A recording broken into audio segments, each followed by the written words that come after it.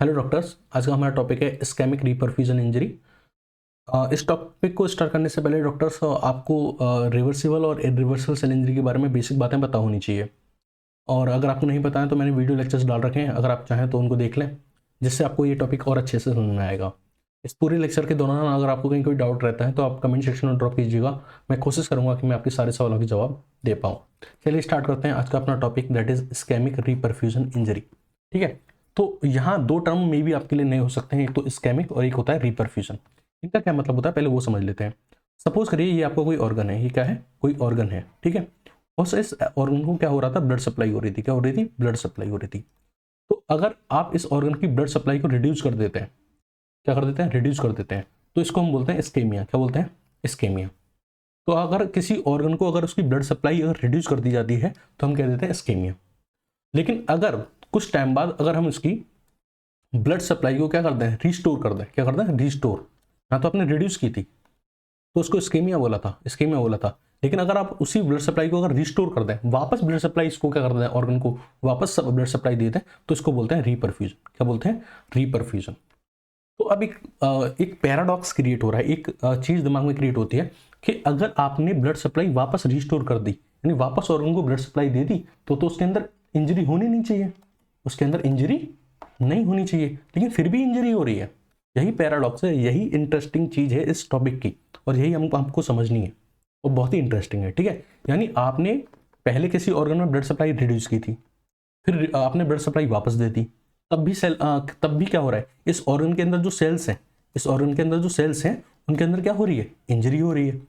ठीक है, इंजरी हो रही है, और इंजरी इतनी सीवियर हो रही है कि इन सेल्स की क्या हो रही है, डेथ हो रही है। क्या हो रही है, डेथ हो रही है। तो अगर सेल डेथ हो रही है और इतनी सीवियर इंजरी है, तो जाहिर सी बात है ये किसमें काउंट होगा, इरिवर्सिबल सेल इंजरी में। किसमें, इरिवर्सिबल सेल इंजरी में।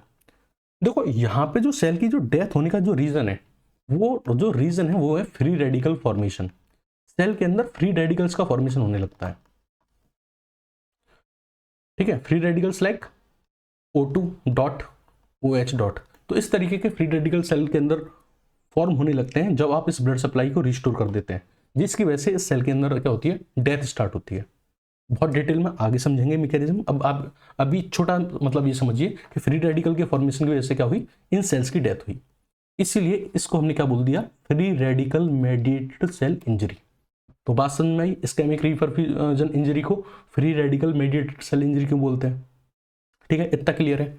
चलिए इसी सारी चीज़ों को थोड़ा और डिटेल में समझते हैं। ठीक है, चलिए और डिटेल में समझते हैं। तो पहले हम बात करेंगे कि सपोज करिए ये आपका कोई ऑर्गन था। ठीक है, ये आपका क्या था, कोई ऑर्गन था। ठीक है, और इस ऑर्गन में क्या थी, कुछ सेल्स थी। ठीक है, ये आपका कोई भी ऑर्गन है, लिवर हो सकता है, लंग्स हो सकता है, कुछ भी हो सकता है, स्टमक हो सकता है, कुछ भी। तो इस ऑर्गन में क्या हो रहा था, ब्लड सप्लाई हो रही थी, है ना, ये ब्लड सप्लाई हो रही है इस ऑर्गन को। तो हमने क्या किया, इस ऑर्गन के अंदर जो ब्लड सप्लाई थी उसको शॉर्ट ड्यूरेशन के लिए रोक दिया। शॉर्ट ड्यूरेशन के लिए ब्लड सप्लाई क्या कर दी आपने, रिड्यूस कर दी। तो यानी शॉर्ट ड्यूरेशन के लिए आपने क्या किया, इस्केमिया किया। तो जब आपने शॉर्ट ड्यूरेशन के लिए इसके अंदर ब्लड सप्लाई रिड्यूस की, तो इसकी जो सेल्स थी, ये जो सेल्स हैं, इनके अंदर इंजरी स्टार्ट हो जाएगी। क्या स्टार्ट हो जाएगी, इंजरी स्टार्ट हो जाएगी। ठीक है, फिर आपने थोड़ी देर बाद क्या किया, शॉर्ट ड्यूरेशन के लिए आपने रिड्यूस की थी, थोड़े टाइम बाद आपने क्या किया, ब्लड सप्लाई वापस क्या कर दी, कंटिन्यू कर दी। तो जैसे आप ब्लड सप्लाई कंटिन्यू करते हैं, तो जो आपकी जो इंजर्ड सेल थी वो क्या हो जाती हैं, वापस नॉर्मल हो जाती हैं। कैसी हो जाती हैं, वापस नॉर्मल हो जाती हैं। जो इंजर्ड सेल थी वो वापस कैसी हो जाती हैं, नॉर्मल हो जाती हैं।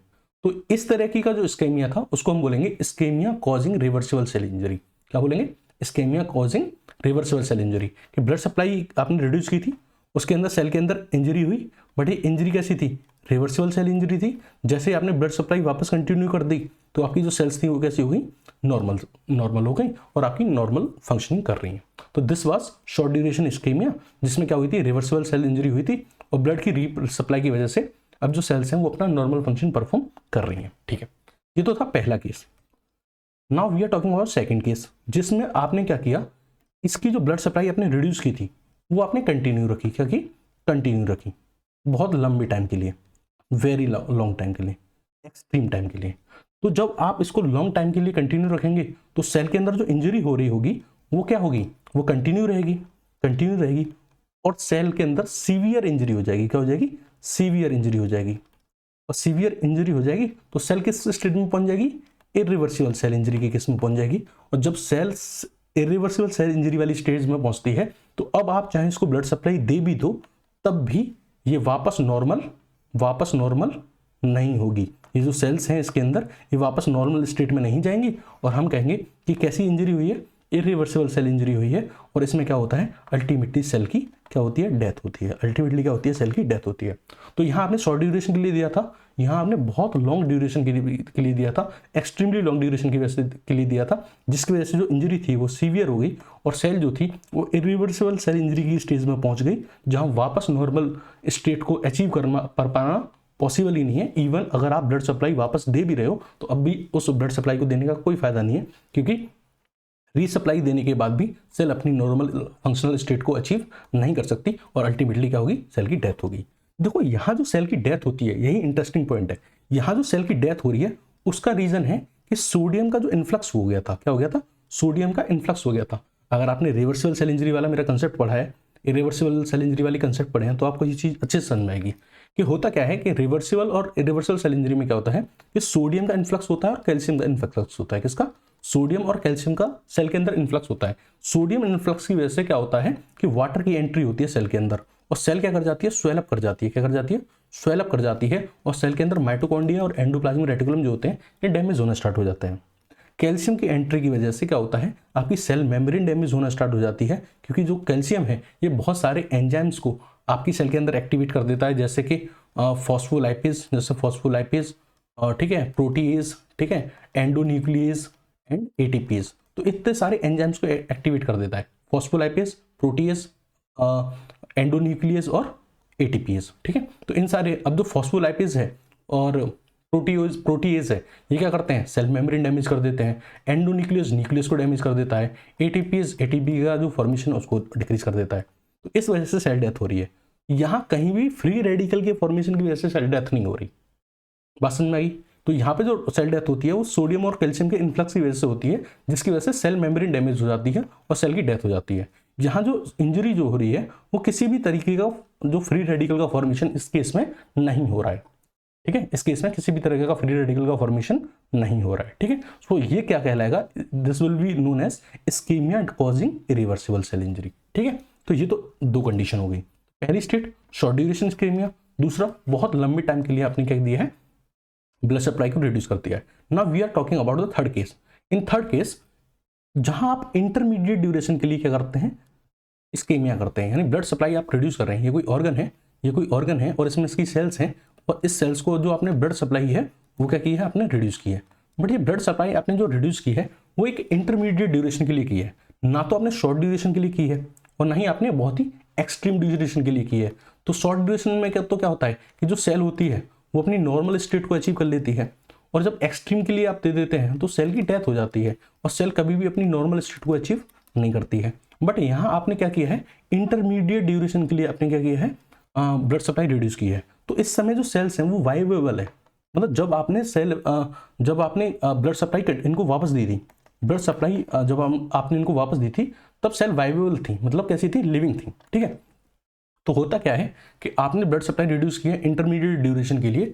इस केस में आपने क्या किया, फिर इंटरमीडिएट ड्यूरेशन के बाद आपने क्या दिया, ब्लड सप्लाई कंटिन्यू की। ब्लड सप्लाई इसमें क्या की, कंटिन्यू की। तो जब आप इसमें ब्लड सप्लाई कंटिन्यू करते हैं तो आप ये एक्सपेक्ट करते हैं कि सेल जो होनी चाहिए वो नॉर्मल स्टेट में चली जानी चाहिए, यानी सेल के अंदर थोड़ी बहुत नॉर्मलसी आए, सेल थोड़ी बहुत क्या हो, ठीक हो। बट आपको पैराडॉक्सिकली उल्टा ही देखने को मिलता है कि आपने ब्लड सप्लाई जैसे इनको दी तो इनके अंदर ठीक होने की जगह तो ठीक तो नहीं हुई, और ज़्यादा क्या हो गई, और ज़्यादा इंजरी हो गई। यानी इंजरी जो थी इनके अंदर जो पहले से हो रही थी वो इंक्रीज हो गई और क्या हो गया, सेल की डेथ हो गई।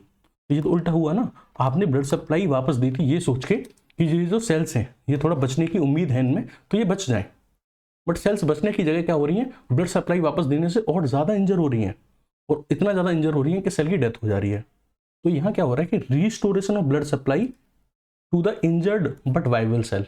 आपने जो इंजर्ड सेल थी उनको रिस्टोर किया ब्लड सप्लाई, तो उस ठीक होने की बजाय पैराडॉक्सिकली ये देखा गया कि वो जो ऑलरेडी इंजर्ड सेल थी उनके अंदर क्या हुई, सेल की डेथ हो गई, सेल और ज़्यादा इंजर हो गई और सेल डेथ हो गई। और ऐसा इसलिए हुआ था कि जब आपने ये ब्लड सप्लाई कंटिन्यू की थी, जैसे आपने ब्लड सप्लाई वापस कंटिन्यू की थी तो इनके अंदर क्या हो गया था कि फ्री रेडिकल्स का फॉर्मेशन हो गया था, लाइक O2.OH इस तरीके के फ्री रेडिकल के फॉर्मेशन की वजह से सेल के अंदर क्या हो गई थी, डेथ हो गई थी। और ऐसा आपको कहाँ देखने को मिलता है, मायोकार्डियल सेल्स में या फिर सेरिब्रल इस्कीमिया के केस में। तो यहाँ आप एक चीज देख रहे हैं कि सेल डेथ हो रही है और सेल अपनी वापस नॉर्मल स्टेट में नहीं जा रही है, इवन आपने क्या कर दिया है, स्ट्रेस को रिमूव कर दिया है तब भी। तो आप किस में काउंट करेंगे इसे, ऑब्वियसली आप इसे इरिवर्सिबल सेल इंजरी में काउंट करेंगे, क्योंकि इरिवर्सिबल सेल इंजरी वही तो थी जिसमें सेल अपनी वापस नॉर्मल स्टेट में नहीं जा पाती, इवन आप क्या करें, जो कॉजिंग स्टिमुलस है उसको रिमूव कर दें। तो यहाँ आप ब्लड सप्लाई रिस्टोर कर रहे हैं, फिर भी सेल अपनी नॉर्मल स्टेट में नहीं जा पा रही है, तो इसलिए इरिवर्सिबल सेल इंजरी में आएगा और यहाँ क्या होती है, सेल की डेथ होती है। अभी फ्री रेडिकल्स का फॉर्मेशन और इनकी वजह से सेल का डेथ होना, इस मैकेनिज्म पे चलते हैं, ठीक है। तो we are now discussing about mechanism of ischaemic reperfusion injury, कि ब्लड सप्लाई रिस्टोर करने की वजह से इंजरी अगर हो रही है तो ये कैसे हो रही है, इसके पीछे का मैकेनिज्म क्या है, ठीक है, मॉलिक्यूलर लेवल पे वो समझते हैं, ठीक है। तो आप यहाँ इतना तो जान ही गए हैं कि यहाँ पे जो इंजरी होगी या सेल डेथ हो रही है वो किसकी वजह से हो रही है, फ्री रेडिकल की फॉर्मेशन से, ठीक है। तो फ्री रेडिकल फॉर्मेशन सिर्फ इसी केस में नहीं देखने को मिलते, फ्री रेडिकल्स और कहाँ कहाँ देखने को मिलते हैं। एक तो ये हो गया कि आपने ब्लड सप्लाई जो थी वो रिड्यूस करी एक इंटरमीडिएट ड्यूरेशन के लिए, तो वहाँ आपको ये फ्री रेडिकल वाली जो इंजरी है वो देखने को मिल रही है। इसके अलावा अगर जब भी आपकी सेल किसी केमिकल से या किसी भी रेडिएशन से एक्सपोज होती है, अगर आपकी सेल किसी भी रेडिएशन से एक्सपोज होती है या फिर किसी केमिकल से एक्सपोज होती है, उस केस में भी आपकी जो सेल है उसके अंदर फ्री रेडिकल का फॉर्मेशन हो सकता है और उस केस में भी फ्री रेडिकल से इंजरी हो सकती है, यानी उस केस में भी फ्री रेडिकल से डेथ होती है, हो सकती है। तो उसको हम क्या बोलेंगे, free radical mediated cell injury, ठीक है। तो चलिए पहले समझ लेते हैं कि फ्री रेडिकल होते क्या है। फ्री रेडिकल वो केमिकल स्पीसीज होती हैं जिनके पास क्या होता है, अनपेयर्ड इलेक्ट्रॉन होता है, ठीक है, जिनकी आउटर मोस्ट ऑर्बिट में अनपेयर्ड इलेक्ट्रॉन होता है, जैसे एग्जांपल O2 डॉट या फिर OH डॉट। अगर आपने इनऑर्गेनिक केमिस्ट्री पढ़ी होगी 11th-12th में, तो आपने एक पढ़ा होगा मॉलिक्यूलर ऑर्बिटल थ्योरी, है ना, वहां पे आपने देखा होगा कि O2 डॉट जो होता है इसके पास क्या होता है, अनपेयर्ड इलेक्ट्रॉन होता है।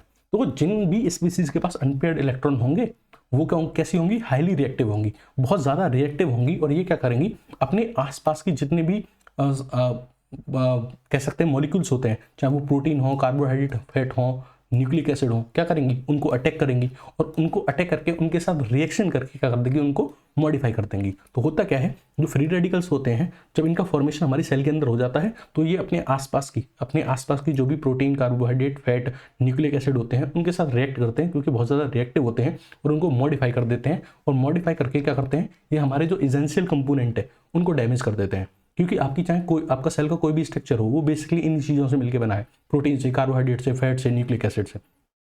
इन्हीं के साथ फ्री रेडिकल्स क्या कर जाते हैं, रिएक्ट कर जाते हैं और डैमेज क्रिएट कर देते हैं, ठीक है।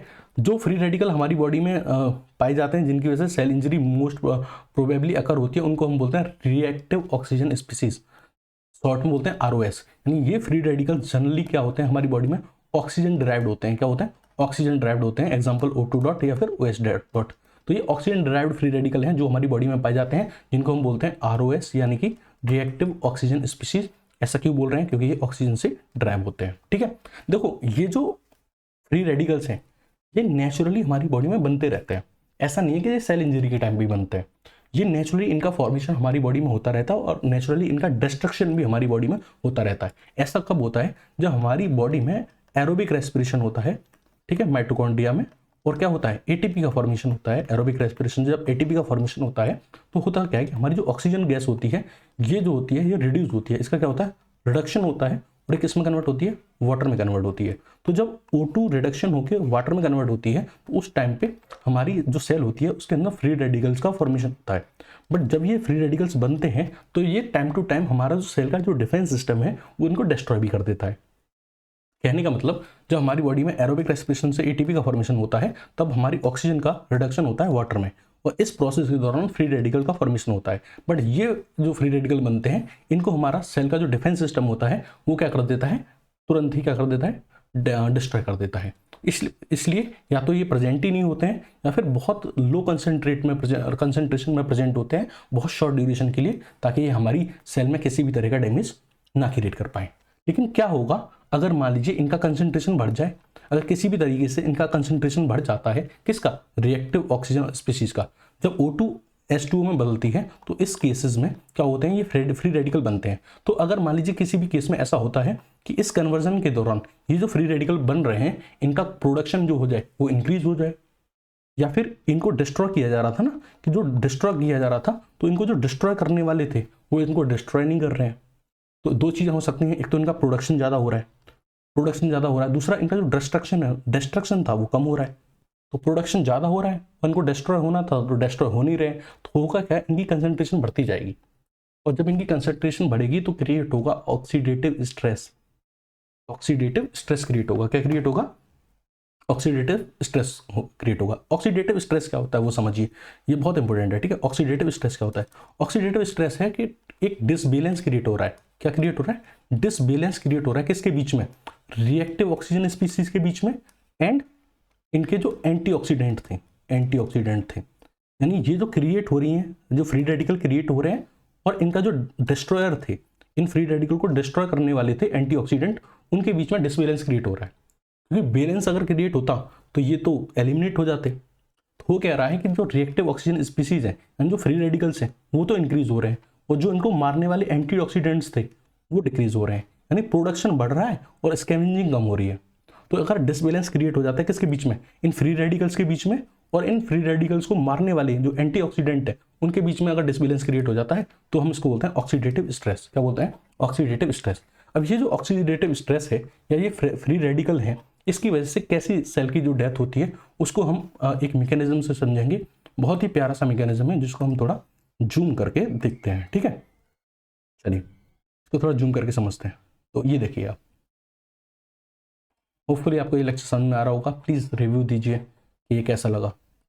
ओके चलो, तो होता क्या है, मैंने आपको बताया था कि हमारी जो बॉडी में जो सेल होती है ड्यूरिंग एटीपी फॉर्मेशन, जब हमारी बॉडी में एटीपी का फॉर्मेशन होता है एरोबिक रेस्पिरेशन से, किससे, एरोबिक रेस्पिरेशन से एटीपी का प्रोडक्शन होता है, तो उस टाइम पे मैंने आपको बताया था कि O2 जो होती है वो वाटर में कन्वर्ट होती है। तो यहाँ ये जो O2 है इसका रिडक्शन होता है और ये किस में कन्वर्ट होती है, वाटर में कन्वर्ट होती है। तो जब O2 वाटर में कन्वर्ट होती है तो यहाँ 4 स्टेप प्रोसेस चलता है, जिसमें this is process 1, this is second, this is third and this is fourth step, ठीक है। तो 4 स्टेप में क्या होता है कि आपकी जो ऑक्सीजन होती है वो किस में कन्वर्ट होती है, वाटर में कन्वर्ट होती है। तो जब ऑक्सीजन में वाटर में कन्वर्ट होती है तो पहले स्टेप में क्या होता है, ऑक्सीजन जो होती है वो सुपर ऑक्साइड में कन्वर्ट होती है, किसमें, सुपर ऑक्साइड में कन्वर्ट होती है। तो ऑक्सीजन सुपर ऑक्साइड में कन्वर्ट हो रही है। होता क्या है कि जो सुपर ऑक्साइड है इसको कन्वर्ट किया जाता है वाटर में, किसमें, वाटर सॉरी सुपर ऑक्साइड को कन्वर्ट किया जाता है हाइड्रोजन परऑक्साइड में, किसमें, हाइड्रोजन परऑक्साइड में। और यहाँ हेल्प ली जाती है एक एंजाइम की जिसको बोलते हैं सुपर ऑक्साइड डिसम्यूटेज। क्या बोलते हैं, सुपर ऑक्साइड डिसम्यूटेज। तो ऑक्सीजन को पहले कन्वर्ट हुआ सुपर ऑक्साइड में, और सुपर ऑक्साइड किस में कन्वर्ट हुई, हाइड्रोजन परऑक्साइड में, किसकी हेल्प से, सुपर ऑक्साइड डिसम्यूटेज एंजाइम की हेल्प से, ठीक है। उसके बाद क्या होता है कि ये जो हाइड्रोजन परऑक्साइड होती है ये कन्वर्ट होती है किस में, हाइड्रोक्सिल फ्री रेडिकल में, किसमें, हाइड्रोक्सिल फ्री रेडिकल में, थर्ड स्टेप में, ठीक है। अब ये जो हाइड्रोक्सिल फ्री रेडिकल है ये क्या होता है, कंबाइन करके क्या बना लेते हैं, वाटर बना लेते हैं। तो ये था आपका नॉर्मल प्रोसेस, ये था क्या आपका नॉर्मल प्रोसेस, नॉर्मल जिंदगी थी आपकी, ठीक है। लेकिन अगर मान लीजिए किसी भी तरीके से ये डिसबैलेंस क्रिएट हो जाए और यहाँ पे क्या हो जाए कि ये जो आपका हाइड्रोक्सिल आयन था, ठीक है, इसकी कंसंट्रेशन बहुत ज़्यादा इंक्रीज हो जाए। ये जो हाइड्रोक्सिल आयन थे ये दो तरीके से बनता है। एक तो वाटर पे अगर किसी भी रेडिएशंस का इफेक्ट पड़ जाए, वाटर पे अगर किसी भी रेडिएशंस का इफेक्ट पड़ जाए तो वाटर में क्या हो जाता है, वाटर की फोटोलाइसिस हो जाती है और वाटर किस में कन्वर्ट हो जाता है, ठीक है, इस तरीके के हाइड्रोक्सिल फ्री रेडिकल में कन्वर्ट हो जाता है। तो एक तो वाटर के रेडिएशन से OH डॉट बनता है, ठीक है। दूसरा रिडक्शन ऑफ ऑक्सीजन के केस में भी OH डॉट का फॉर्मेशन होता है। तो ये OH डॉट किस में कन्वर्ट होता है, वाटर में। लेकिन किसी भी तरीके से या तो रेडिएशन की वजह से या फिर किसी भी और रीजन की वजह से अगर क्या होता है, रिपरफ्यूजन की वजह से भी ऐसा हो सकता है। रिपरफ्यूजन मतलब मान लीजिए आपने ब्लड सप्लाई एकदम दे दी, अब ब्लड सप्लाई दे दी तो अचानक से क्या हो गया, उस ब्लड सप्लाई के अंदर ब्लड सप्लाई की हेल्प से क्या हो गया, अचानक से बहुत ज़्यादा ऑक्सीजन आ गई, और अचानक से एकदम ऑक्सीजन आ गई तो उसका क्या हुआ, रिडक्शन हुआ। तो एकदम से बहुत सारे क्या हो गए, हाइड्रोक्सिल रेडिकल्स बनना चालू हो गए। और इनको जो डिकम्पोज करने वाले थे, इनको जो डिस्ट्रॉय करने वाले एंटीऑक्सीडेंट थे, उनका फॉर्मेशन क्या हो गया, मान लो कम हो गया। तो क्या होगा कि जो OH डॉट है इनका जो फॉर्मेशन होगा वो बढ़ता चला जाएगा, इनकी जो कंसंट्रेशन होगी वो बढ़ती चली जाएगी। और जब ये हाइड्रोक्सिल रेडिकल जब इंक्रीज होते हैं तो ये क्या करते हैं, हमारा जो लिपिड होता है, हमारी सेल के अंदर जो लिपिड होता है उसका परऑक्सीडेशन कर देते हैं, यानी लिपिड को डिसॉल्व कर देते हैं, जिसकी वजह से क्या होती है, हमारी जो सेल मेम्ब्रेन होती हैं वो डैमेज हो जाती हैं, जो सेल मेम्ब्रेन होती हैं वो डैमेज हो जाती हैं। ये जो हाइड्रोक्सिल आयन है ये बहुत ज़्यादा रिएक्टिव होते हैं, ठीक है, क्योंकि इनके पास अनपेयर्ड इलेक्ट्रॉन होता है, तो ये हमारी प्रोटीन के साथ रिएक्ट करके उनको भी मॉडिफाई कर देते हैं, उनके जो स्ट्रक्चर हैं उनको तोड़ देते हैं। होता है ना प्राइमरी, सेकेंडरी, टर्सरी, क्वाटरनरी, ये जो स्ट्रक्चर होते हैं उनको प्रोटीन की, उनकी मिसफोल्डिंग कर देते हैं, उनको डैमेज कर देते हैं। तो हमारे अंदर सेल मेम्ब्रेन को डैमेज कर रहे हैं, प्रोटीन को डैमेज कर देते हैं, और हमारे जो हाइड्रोक्सिल आयंस होते हैं ये हमारे डीएनए के साथ रिएक्ट करते हैं और डीएनए में क्या कर देते हैं, म्यूटेशन कर देते हैं।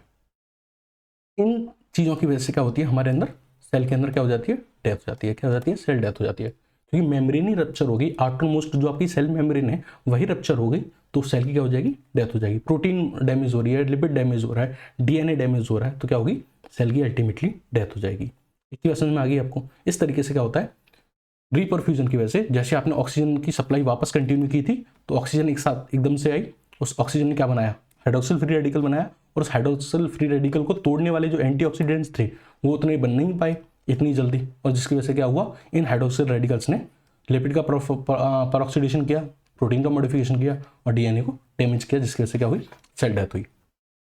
एक चीज और जो आपको एग्जाम में पूछी जा सकती है वो ये है कि मैंने आपको बताया था कि ये 4 स्टेप प्रोसेस है, ABCD, यहाँ 4 स्टेप है।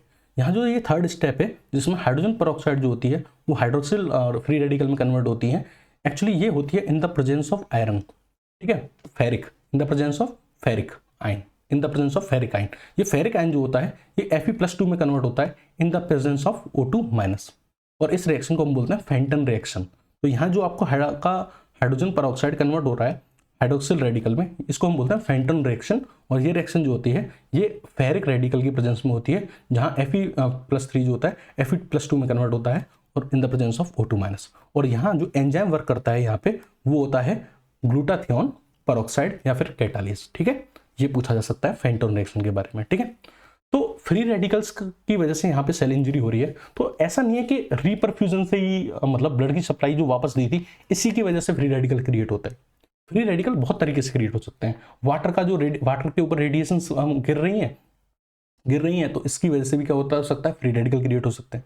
ऐसा भी हो सकता है कि देखो होता क्या है हमारी बॉडी के अंदर, जब हमारी जो WBC होती हैं, ल्यूकोसाइट्स जो होती हैं, खासकर अगर मैं बात करूँ न्यूट्रोफिल्स और मैक्रोफेज, जब ये हमारे माइक्रोब्स के साथ फाइट करती हैं उस टाइम पे भी फ्री रेडिकल का फॉर्मेशन होता है।